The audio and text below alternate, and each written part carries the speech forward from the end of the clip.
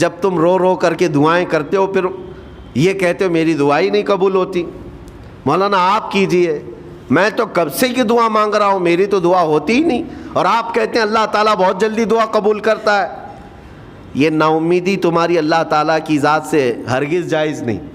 لیکن میں وجہ بھی بتا دیتا ہوں، کچھ فرشتے ایسے ہیں جو تمہاری دعائیں سن سن کر کے اللہ سے کہتے مولا یہ بندہ کتنا مانگ رہا ہے، تو قبول کیوں نہیں کرتا؟ رب تبارک و تعالیٰ یہ جو مانگ رہا ہے اسے دے کیوں نہیں دیتا؟ رب تعالیٰ فرماتا ہے فرشتوں میں بھی سن رہا ہوں اس کے مانگنے کو، اس کی دعاؤں کو۔ مصیبتوں کے وقت جنہوں نے کہا انا للہ و انا الیہ راجعون، رب تعالیٰ فرماتا ہے رسول انہیں بشارت دے دیجیے۔ کس بات کی بشارت؟ کس بات کی خوشخبری؟ اولئک علیہم صلوات من ربہم ورحمہ واولئک هم المہتدون۔ اللہ فرماتا ہے یہ وہ لوگ ہیں جن پر ہمیشہ اللہ کی رحمتیں اترتی ہیں۔ جنہوں نے انا للہ و انا الیہ راجعون کہا، یہ وہ لوگ ہیں جن پر اللہ تبارک و تعالیٰ کی طرف سے ہر وقت رحمتیں اترتی ہیں، اور یہی لوگ ہدایت پائے ہوئے ہیں، یہی لوگ ہدایت والے لوگ ہیں۔ اس پوری آیت کے اعتبار سے اگر میں آپ کو بتاؤں تو پتہ یہ چلے گا، رزلٹ اس کا یہ ہے کہ مصیبتوں کے وقت صبر کرنا یہ ہدایت ہے۔ ہدایت، اگر آپ ہدایت پر ہیں یا نہیں یہ دیکھنے کے لیے مصیبتوں کے وقت ہی آپ کو دیکھا جائے گا۔ گھر میں کسی کا انتقال ہو جائے اور پھر دیکھا جائے گا کہ تمہاری زبان سے الفاظ کیا کیا نکلتے ہیں، تم شکایتیں کن کن باتوں کی کرتے ہو، پھر دیکھا جائے گا ہدایت پر ہو یا گمراہ ہو۔ ایک روایت میں یہ بھی ہے کہ جب کسی کے بچے کا یا کسی کے بھائی کا یا باپ کا انتقال ہوتا ہے گھر میں، تو جنازہ اٹھانے سے پہلے ہی وہاں ایک فرشتہ آتا ہے۔ وہ فرشتہ گھر والوں کا معائنہ کر رہا ہوتا ہے کہ کون کون کیا کیا کہہ رہا ہے۔ رب ذوالجلال ہر چیز کی خبر رکھتا ہے، لیکن فرشتوں کو اسباب بنایا گیا ہے اور گواہ بنانے کے لیے انہیں یہ ڈیوٹی دی جاتی ہے۔ ہر ایک کی زبان سے نکلے ہوئے الفاظ وہ سنتا ہے اور جا کر کے رب تعالیٰ کی بارگاہ میں عرض کرتا ہے۔ اللہ تعالیٰ پوچھتا ہے کہ میں نے فلاں کے گھر سے ایک جان لے لی، ان کا عزیز بیٹا چلا گیا، بھائی چلا گیا، ماں چلی گئی، وہ لوگ میرے بارے میں کیا کہہ رہے تھے؟ فرشتہ کہتا ہے اے رب ذوالجلال، ان لوگوں کے زبان پر شکر کے الفاظ تھے، وَإِنَّا لِلَّهِ وَإِنَّا إِلَيْهِ راجعون کہہ رہے تھے، اور وہ صبر کر رہے تھے۔ میں نے گھر والوں کے سب حالات دیکھے۔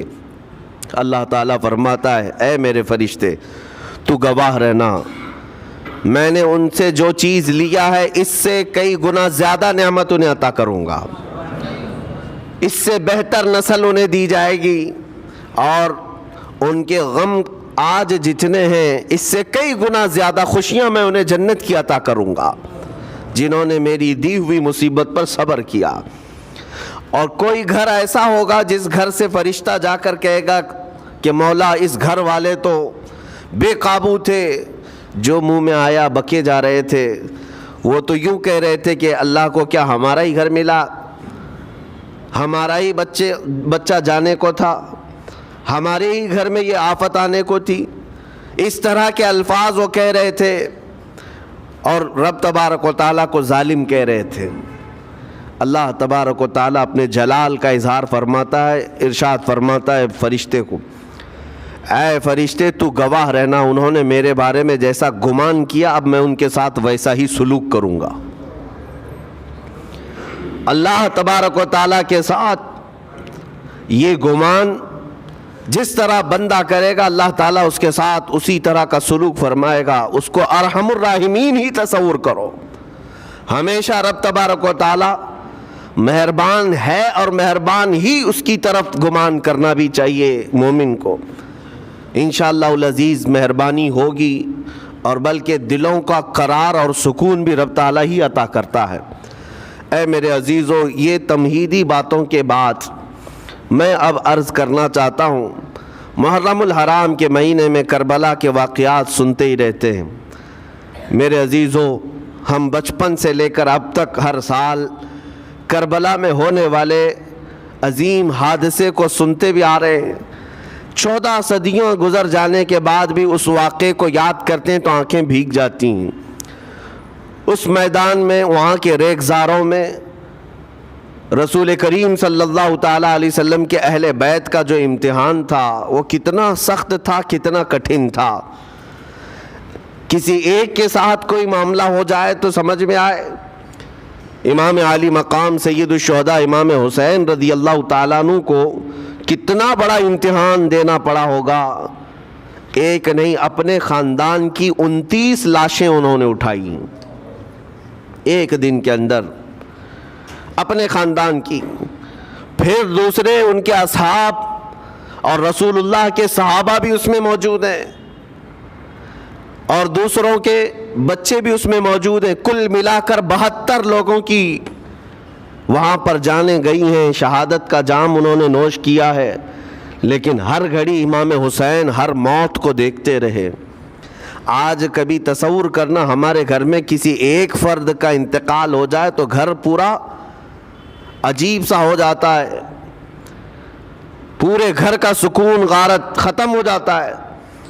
ہم میں سے کوئی کھانا پینا نہیں چاہتا ہمارے باپ کا انتقال ہو، یا بیٹے کا انتقال ہو، یا بھائی یا ماں کا انتقال ہو.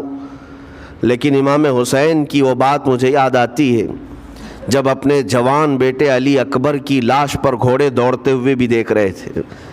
اپنے سگے بھتیجے امام قاسم کا سر الگ کر دیا تھا یزیدیوں نے، اور اس سر کو اپنی گود میں رکھ کر کے بیٹھے ہوئے تھے. اپنے سگے بھائی حضرت عباس علمبردار کے، ان کے آنکھوں کے سامنے دونوں ہاتھ کاٹے گئے تھے، اور حضرت عباس کے سینے میں نیزہ مار کر کے انہیں گرایا گیا تھا.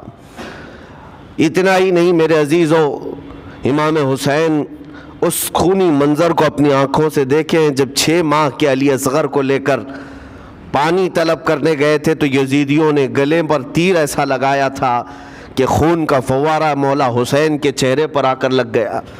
پورے کربلا کے واقعات پڑھنے کے بعد میں نے محسوس کیا، اتنے پورے واقعے گزر جانے کے بعد بھی ایک چیز کربلا میں نہیں ہوئی، باقی سب آفتیں آئی ہیں، ایک چیز نہیں ہوئی. وہ کیا ہے؟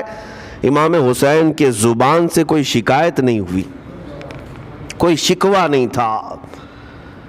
یہ نہیں تھا کہ سارے بجلیاں ہم پر گر پڑی ہیں، اس خاندان کا کون ہے؟ سوائے زین العابدین کے اس پورے خاندان میں کوئی مرد باقی نہیں رہا. پورے خاندان کے بچوں کو، ان کے بڑے مردوں کو، سب کو وہاں پر شہید کر دیا گیا تھا. میں عرض تو کر رہا ہوں، ایک خاندان کے 29 لوگوں کی لاشیں میدان میں پڑی ہوں. وہ کیسا منظر ہے؟ ایک تو میں امام حسین کے صبر کو دیکھتا ہوں. اللہ تعالیٰ نے فرمایا آیت کریمہ میں کہ ہم تمہیں آزمائیں گے، آزمائش کریں گے، کچھ جانیں لے کر کے. لیکن میں سمجھتا ہوں اتنی بڑی آزمائش کہ ایک ہی دن میں ایک ہی خاندان سے 29 لوگوں کی جانیں گئی ہو، اس سے بڑی آزمائش ہوگی؟ یہ کتنی بڑی آزمائش ہے اور کتنا بڑا امتحان ہے. اب یہ بھی میں آپ کو بتا دوں کہ کس کے ساتھ کیسی آزمائش ہوتی ہے، کس کے ساتھ کیسا امتحان ہوتا ہے. آپ کو سردی بخار دے کر کے آزمایا جاتا ہے، کسی اور کو کچھ اور بیماریاں دے کر، یا کسی اور کو کسی اور مصیبت کے ذریعے سے. لیکن یہ آزمائش کی جو کیٹیگری ہے وہ کیسے طے ہوتی ہے پتہ ہوں؟ میرے آقا صلی اللہ تعالیٰ علیہ وسلم نے فرمایا جس کا ایمان جتنا بلند ہوگا ویسی ہی آزمائش آئے گی. یہ کربلا کے امتحانات سے یہ بات تو ثابت ہوتی ہے کہ امام حسین کے ایمان کا درجہ کیا رہا ہوگا، ان کے ایمان کا مقام کیا رہا ہوگا. اس ایمان کی بلندی کے اعتبار سے ان پر آزمائش آئی. اسی لیے تو بزرگوں نے فرمایا کہ ہم میں سے کوئی بھی امام حسین کے صبر کو نہیں پہنچ سکتا. استقامت اور صبر یہ 2 چیزیں ایسی ہیں اچھے اچھے لوگوں کے پیر ڈگمگا جاتے. استقامت کا مطلب ہے ڈٹے ہوئے رہنا حق پر، اور یہ سب کو نہیں مل پاتا، یہ خصوصیت سب کو حاصل نہیں ہوتی. ایک امام حسین کی وہاں پر ہم نے استقامت دیکھی اور ان کا صبر دیکھا. دوسرے سب سے بڑا صبر جو ہم نے دیکھا ہے وہ سیدہ زینب رضی اللہ تعالیٰ عنہا کا۔ وہ خاتون امام حسین کی سگی بہن ہیں، سیدہ فاطمۃ الزہرا کی بیٹی ہیں، حیدر کرار کی نور نظر میرے آقا صلی اللہ علیہ وسلم کی گود میں کھیلی ہوئی ہیں۔ سیدہ زینب سلام اللہ علیہا جب وہ کربلا کے میدان میں موجود تھیں، ان کی عمر مبارک بھی تقریباً 55 سال کے قریب تھی۔ 55 سال کی اگر خاتون میدان میں یہ تمام خونی مناظر دیکھ رہی ہو، ہماری عورتوں کو آپ جانتے ہیں کہ ایک چھوٹی سی مصیبت پر واویلا مچاتی ہیں، اور سیدہ زینب وہ ہیں جن کے خود سگے شہزادے عون اور محمد ان کی آنکھوں کے سامنے مارے گئے تھے اور ٹکڑے کیے گئے تھے۔ سیدہ زینب سلام اللہ علیہا اس پر بھی خاموش رہی، لیکن اندازہ کرو جب سارے شہید ہو گئے تھے، امام حسین اپنے خیمے سے نکلنے کو تھے، جب کربلا کے میدان میں خود گھوڑے پر سوار ہونے کو تھے، جانتے ہیں یہ منظر کیسا رہا ہوگا۔ عورتیں تو ماتم کرتی ہیں ایسے حالات میں، لیکن وہ اہل بیت کی عورتیں تھیں۔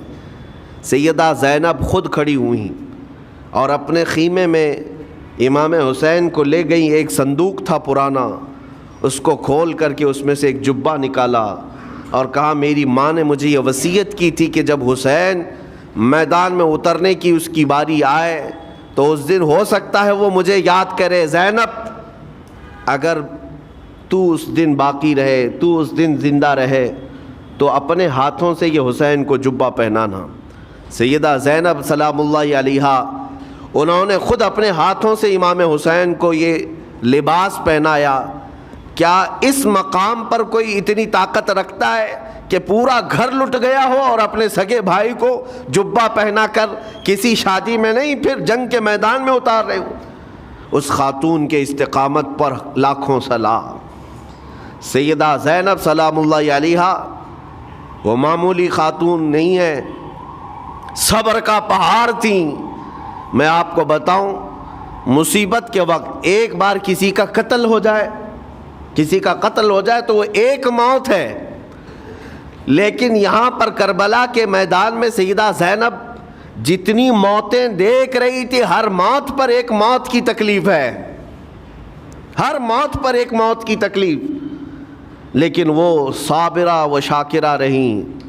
پوری تاریخ میں ڈھونڈ کر کے آپ نکالیں، کہیں پر بھی سیدہ زینب نے نہ اپنے بال نوچے، نہ کپڑے پھاڑے، نہ چہرے پر ہاتھ مارا، بلکہ ایسا صبر کا دامن پکڑی رہیں کہ پوری زندگی بھر انہوں نے صبر کی تلقین کی تمام خواتین کو۔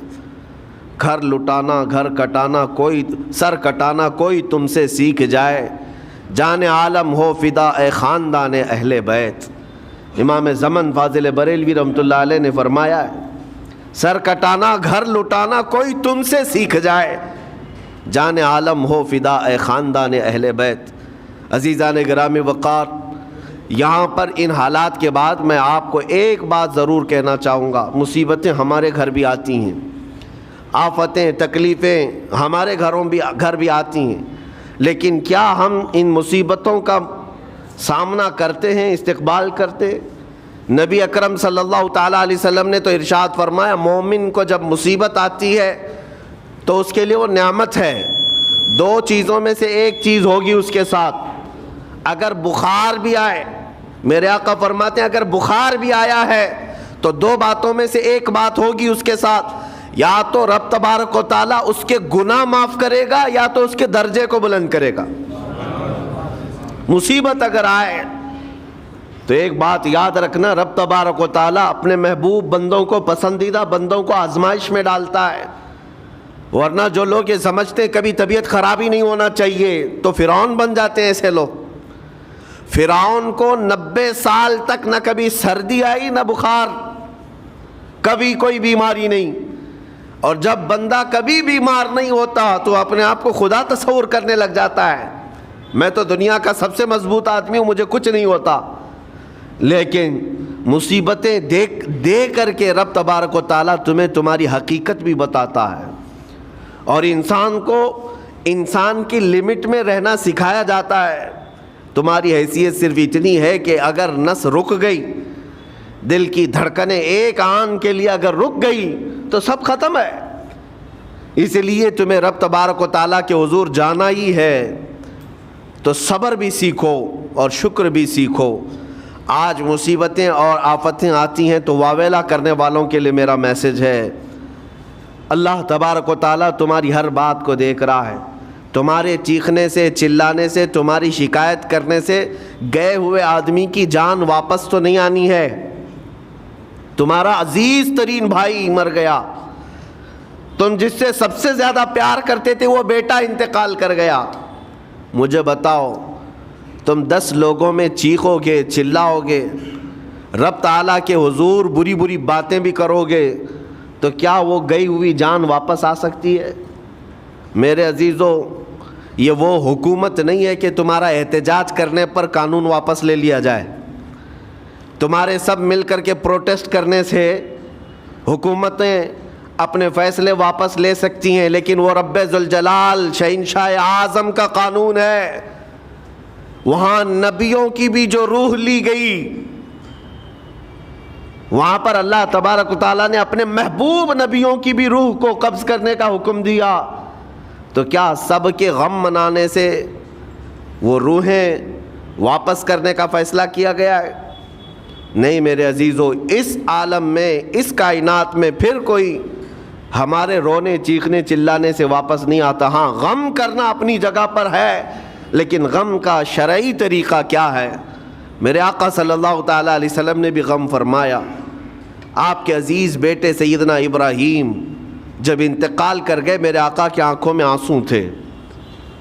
حضور پاک صلی اللہ تعالیٰ علیہ وسلم کی آنکھوں کے سامنے سیدہ خدیجۃ الکبریٰ کا انتقال ہوا، حضور غمگین تھے۔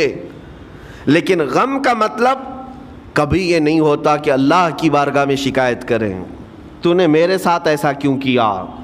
یعنی تم حکم دو گے، رب تبارک و تعالیٰ کو تم مشورہ دو گے کہ کس کے ساتھ کیا کرنا ہے۔ اس لیے ان مواقع پر ہم سب کی آزمائش ہے، ہمارا امتحان ہے۔ ایسے معاملات جب بھی آتے ہیں، دیکھیں میں آپ کو ایک اور باریک بات بتا دیتا ہوں۔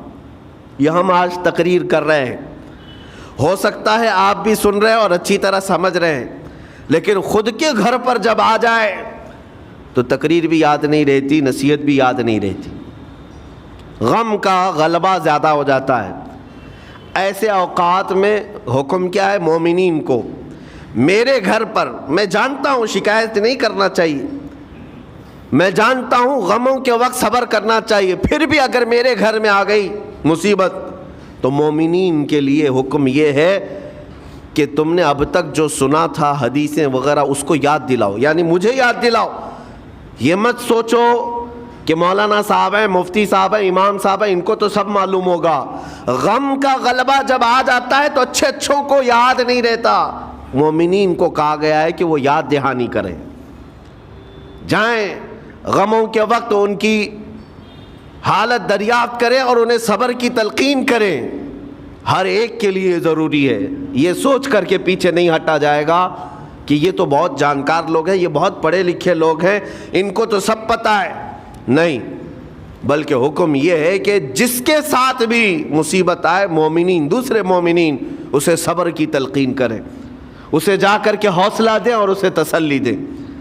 اب میں آتا ہوں ان باتوں کی طرف جو لوگ مصیبتوں کو برا سمجھتے ہیں۔ ایک صحابی تھے، ان کی شادی ہو گئی، ایک صحابیہ سے نکاح ہوا تھا مدینے میں، سال بھر خوشحالی سے گزرتے رہے، بہت اچھے دن گزرے۔ سال ختم ہونے کو تھا کہ خاتون جو ہے لڑائی کرنا شروع کر دیتی، کہتی مجھے تمہارے ساتھ رہنا نہیں، مجھے طلاق چاہیے، ڈائریکٹ طلاق۔ تو صحابی نے کہا ہوا کیا؟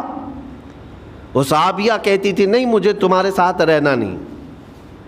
اس صحابی نے کہا ٹھیک ہے، اگر ایسا ہی ہے تو حضور پاک صلی اللہ علیہ وسلم کے پاس چلتے ہیں، وہاں جا کر فیصلہ کرا لیں گے۔ تو وہ صحابیہ مان گئیں، کہا چلو چلتے ہیں۔ تو دونوں چلے جا رہے تھے اپنے گھر سے، حضور پاک صلی اللہ علیہ وسلم کے دربار میں فیصلہ کروانا ہے۔ چلتے وقت راستے میں ایک پتھر سے ٹھوکر لگ گئی اس صحابی کو، اور اتنی تیز ٹھوکر لگی کہ ان کا ناخن اکھڑ گیا۔ اب وہ ان کی خاتون جو بیوی صحابیاں ہیں وہ فوراً اپنے دوپٹے کا کپڑا پھاڑ کر کے انگلی کو باندھتی ہیں اور خون روکتی ہیں، اور اس کے بعد کہتی ہیں چلو واپس گھر چلتے ہیں۔ گھر واپس آنے کے بعد وہ کہتی مجھے طلاق نہیں چاہیے، ساتھ میں رہوں گی۔ کہا عورتوں کا موڈ، عورتوں کا اس طرح کا فیصلہ، کیا بات ہے؟ وہ صحابیہ کہتی ہے میں نے سنا ہے کہ جب کبھی کوئی بندہ بیمار نہیں ہوتا تو اللہ اسے پسند نہیں کرتا۔ میں نے جب سے تم سے شادی کی ہے سال بھر ہو گئے، ایک بار بھی تم کو بیمار ہوتے نہیں دیکھا۔ مجھے ایسا لگنے لگا کہ کہیں تم اللہ کے ناپسندیدہ بندے تو نہیں ہو، اس لیے میں تمہارے ساتھ نہیں رہنا چاہتی تھی۔ اب جب راستے میں ٹھوکر لگ کر ناخن اکھڑ گیا تو مجھے احساس ہوا کہ اللہ تجھے بھی پسند کرتا، میں تیرے ساتھ رہنے کو تیار ہوں۔ وہ صحابیہ تھیں۔ میرے عزیزو، اس کا مطلب یہ نہیں کہ ہم آپس میں ایک دوسرے کے بیمار ہونے کی انتظار میں رہیں۔ شوہر یہ سوچے کہ میری بیوی بیمار کیوں نہیں ہوتی، اور بیوی یہ سوچتی رہے کہ میرا شوہر بیمار کب ہوگا۔ وہ توکل کا اعلیٰ درجہ ہے۔ انتظار اور تمنا مت کرو بیمار ہونے کا، بلکہ بیماری آ جائے تو اللہ کا شکر ادا کرو، آ جائے تو صبر کرو۔ عزیزان گرامی وقار، ہم آج امام حسین اور ان کے رفقائے گرامی رضوان اللہ علیہم اجمعین کو یاد کرتے ہیں تو صرف رونے کے لیے نہیں یا صرف غم منانے کے لیے نہیں، بلکہ داستان کربلا سنانے کا ایک عظیم مقصد یہ ہوتا ہے کہ نوجوانوں کے اندر بلکہ بوڑھے اور بچوں کے اندر بھی ایمانی جذبہ ایسا آ جائے کہ وہ ہر مصیبت پر ڈٹ کر کھڑے ہو سکیں، ہر یزیدی کا مقابلہ کر سکیں۔ ایک تو اس کا میسج یہ ہے، اور دوسرا میسج یہ ہے کہ چاہے جیسی بھی مصیبتیں آئیں ایمان کے ساتھ رہنا ہے، صبر اور شکر کو ہرگز نہیں چھوڑنا ہے۔ مصیبتیں ہمارے پاس اب اتنی بڑی تو نہیں آتی کہ ایک خاندان کے ہی اتنے لوگوں کو کاٹ دیا جائے، ایسی مصیبتیں تو نہیں آئی۔ اب جو کچھ بھی آتی ہیں ہمارے ساتھ وہ مال کی کمی کی، کبھی دکان میں دھندا نہیں چلتا، کبھی بچے کسی کو نہیں ہو رہے ہیں، یا پھر گھر میں کوئی بیمار ہے، کوئی مستقل بیماری آ گئی ہے، یہی تو مصیبتیں ہیں۔ مومن کے لیے یہ قید خانہ ہے، زیادہ آسائش اور آرام کی فکر نہ کرو۔ یہ دنیا مومن کے لیے قید خانہ ہے۔ اسی لیے شاعر نے کیا خوب کہا، جب کسی کا انتقال ہوتا ہے، ایک سچے مومن کا انتقال ہوتا ہے تو لوگ کہتے فلاں مر گیا، فلاں مر گیا، تو ایک شاعر نے بہت اچھے انداز سے کہا ہے کہ کون کہتا ہے کہ مومن مر گیا؟ جو سچا مومن ہے اس کے لیے کہہ رہا ہوں۔ وہ شاعر نے کہا کون کہتا ہے کہ مومن مر گیا؟ قید سے چھوٹا وہ اپنے گھر گیا۔ حقیقت تو یہ، قید سے چھوٹا وہ اپنے گھر گیا۔ یہاں دنیا میں زیادہ آسائش، زیادہ آرام کی طلب انسان کو مغرور بنا دیتی ہے، تکبر والا بنا دیتی ہے، گھمنڈی بنا دیتی ہے، اور اللہ تبارک و تعالیٰ کی بارگاہ میں ہمیشہ سر بسجود رہنے والا وہ بندہ ہے جو مصیبتوں میں گھرا رہتا ہے۔ کچھ نہ کچھ مصیبتیں ایسی ہیں جو تمہیں مسجد تک لاتی ہیں، قرآن تک لاتی ہیں، تسبیح تک لاتی ہیں، اور کوئی مصیبت نہ ہو، کوئی تکلیف نہ ہو تو پھر جلدی بندہ اللہ کو بھی یاد نہیں کرتا۔ اسی لیے رب تبارک و تعالیٰ کی بارگاہ میں کچھ فرشتے ایسے ہیں، جب تم رو رو کر کے دعائیں کرتے ہو پھر یہ کہتے ہو میری دعا ہی نہیں قبول ہوتی، مولانا آپ کیجئے، میں تو کب سے یہ دعا مانگ رہا ہوں، میری تو دعا ہوتی ہی نہیں، اور آپ کہتے ہیں اللہ تعالیٰ بہت جلدی دعا قبول کرتا ہے۔ یہ نا امیدی تمہاری اللہ تعالیٰ کی ذات سے ہرگز جائز نہیں۔ لیکن میں وجہ بھی بتا دیتا ہوں، کچھ فرشتے ایسے ہیں جو تمہاری دعائیں سن سن کر کے اللہ سے کہتے مولا یہ بندہ کتنا مانگ رہا ہے، تو قبول کیوں نہیں کرتا؟ رب تبارک و تعالیٰ یہ جو مانگ رہا ہے اسے دے کیوں نہیں دیتا؟ رب تعالیٰ فرماتا ہے فرشتوں میں بھی سن رہا ہوں اس کے مانگنے کو، اس کی دعاؤں کو، اگر میں ابھی اس کو دے دوں تو وہ مانگنا بند کر دے گا، اور اس کا مانگنا مجھے اچھا لگتا ہے، جب تک وہ مانگتا رہے گا میں اسے پسند کرتا رہوں گا۔ ایک وجہ یہ بھی ہوتی ہے تم مایوس ہو کر کے چھوڑ دیتے ہو کہ اب کیا دعا کرنا، اتنے دنوں سے کر ہی رہا تھا کچھ نہیں ہوتا، اگر تمہاری دعاؤں کا اثر جلدی نظر نہیں آتا تو رحمان تمہاری دعائیں سن رہا ہے اور وہ تمہاری دعائیں پسند بھی کر رہا ہے۔